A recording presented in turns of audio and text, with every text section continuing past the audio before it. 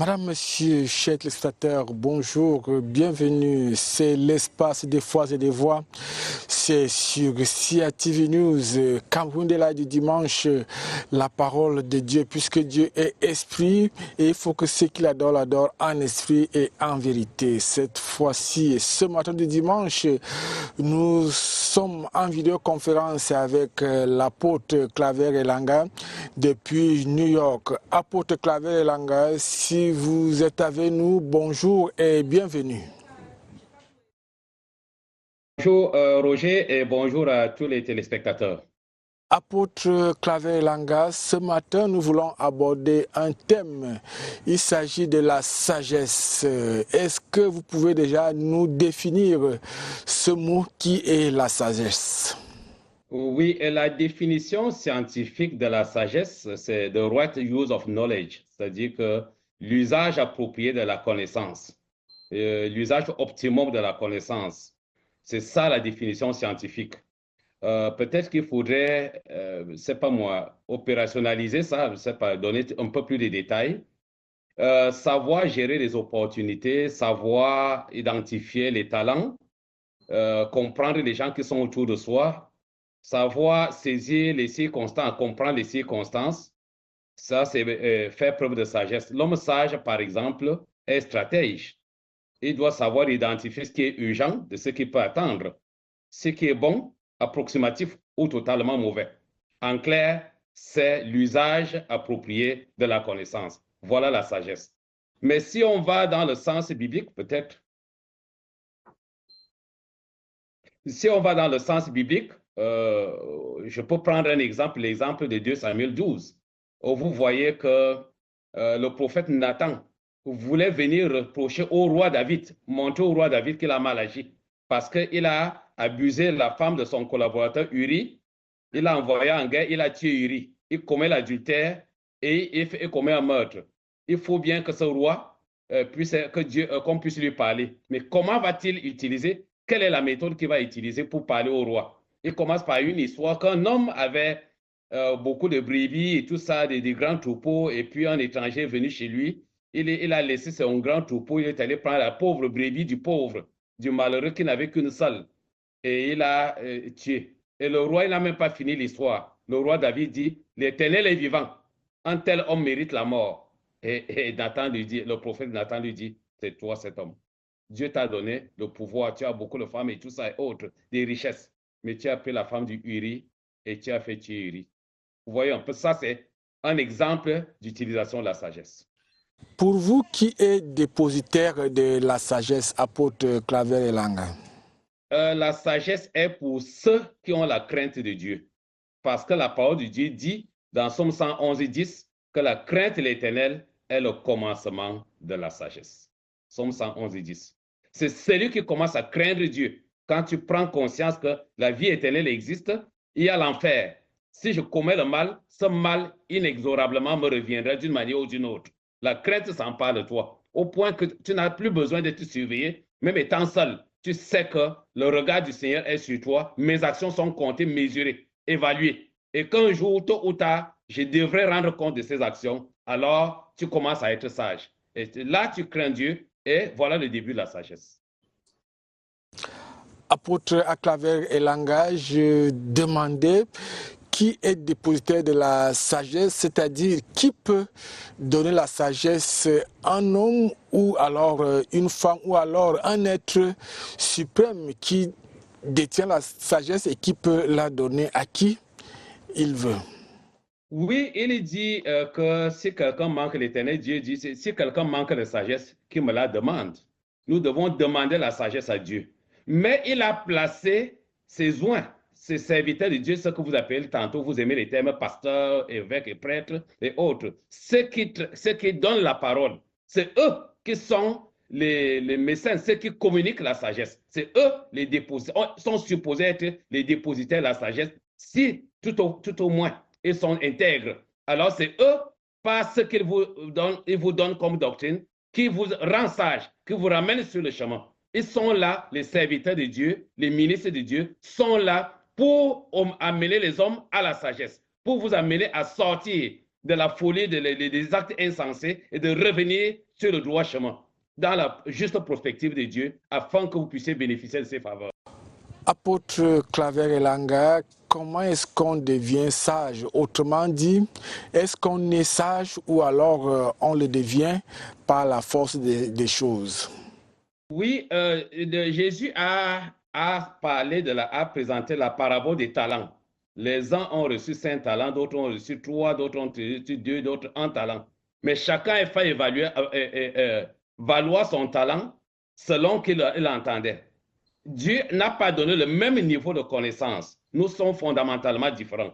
Nous ne pouvons jamais être semblables. Donc nous ne naissons pas tous sages. Certains ont un peu plus de facultés, d'autres les ont en une quantité diminuée, d'autres n'en ont presque pas. Mais au fil du temps, si on parle bien à Dieu, on sait se présenter devant Dieu. Si vous lisez dans 1 Timothée 3, vous allez voir comment il dit que si donc quelqu'un s'abstient de ces choses, il sera un vase d'honneur, saint, propre à son maître, utile à toute bonne œuvre. Si quelqu'un se sanctifie, alors Dieu l'immonde, parce qu'il dit que celui qui est fidèle en peu de choses, on lui en accorde encore de plus grandes. Vous voyez un peu, c'est un peu comme ça. Dès que, par exemple, vous pouvez voir le cas de Daniel à Babylone. Il les a mis en formation, on les nourrissait de la bonne nourriture, jusqu'au moment où Daniel et ses compagnons qui étaient des bons croyants, ils ont dit on ne veut pas se souiller avec les mets de la table du roi. On ne veut pas se souiller. Dès le moment où ils ont pris la résolution de ne pas se souiller, de quitter le péché, d'éviter tout ce qui peut souiller leur âme, là, Dieu leur a multiplié l'intelligence, il leur a donné des facultés au point que le jour du test, ils étaient 10 fois, la parole de Dieu dit qu'ils étaient 10 fois plus intelligents que tous les sages de Babylone.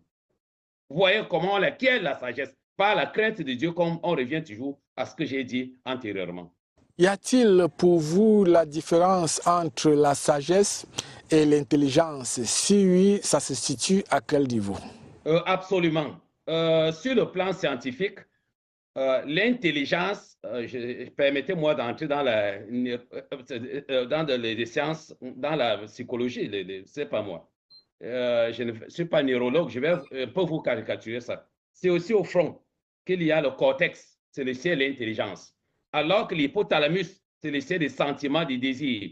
C'est donc dans l'hypothalamus se situe la sagesse et non au niveau du cortex, c'est-à-dire dans le système nerveux central. Ce n'est pas au niveau du cortex qui est au frontal, mais plutôt à l'intérieur, entre les deux temporaux, à l'intérieur du cerveau, se situe l'hypothalamus. Donc la sagesse, l'intelligence, c'est quoi? L'intelligence se réfère aux habilités cognitives, c'est-à-dire que le raisonnement, la rapidité dans la solution, à trouver les solutions et autres, la rationalisation.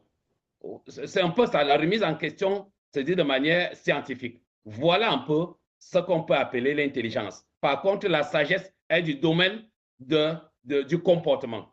Elle est du domaine du comportement. Comment on se comporte, comment on accueille les événements, comment on les prend. Je peux vous prendre un exemple biblique, d'un autre exemple de sagesse. Le roi Salomon, dans 1 roi 3, vous pouvez lire 16 à partir de 16. Le roi Salomon avait les deux. Il était intelligent et il était sage. Donc, sur son intelligence, il criait facilement.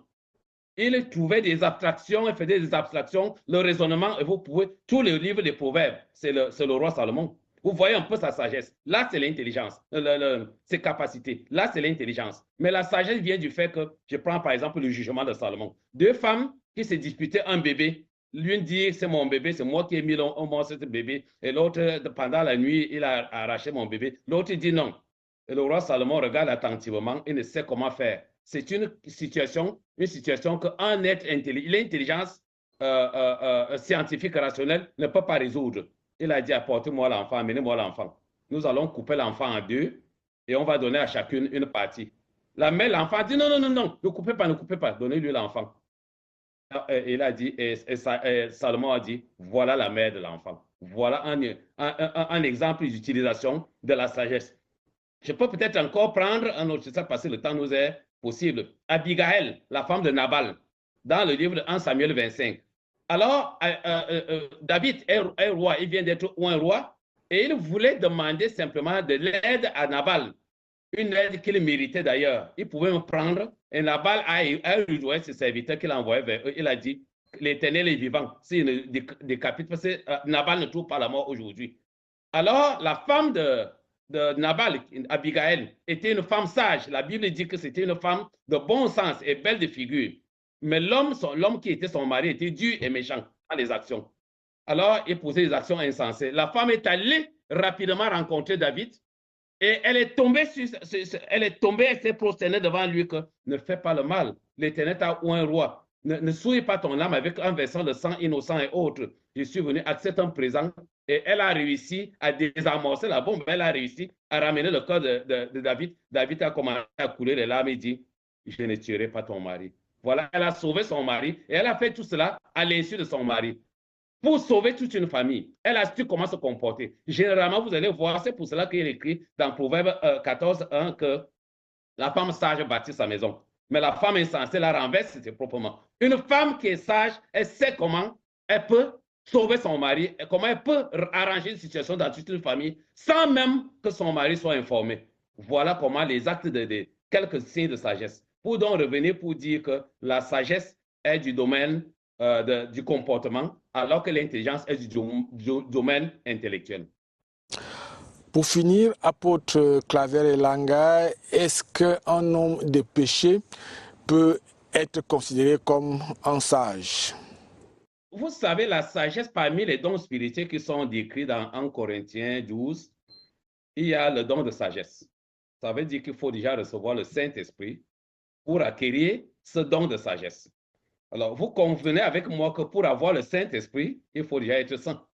Donc, le Saint-Esprit, l'Esprit qui n'est donné qu'au saint. Il faut la sainteté pour accéder à certains mystères de Dieu, à certains mystères de Dieu. Et on va parler du Saint-Esprit. Peut-être qu'un jour, nous parlerons peut-être du Saint-Esprit un jour, je ne sais pas moi. Je voudrais bien, je souhaiterais bien qu'un jour nous ayons...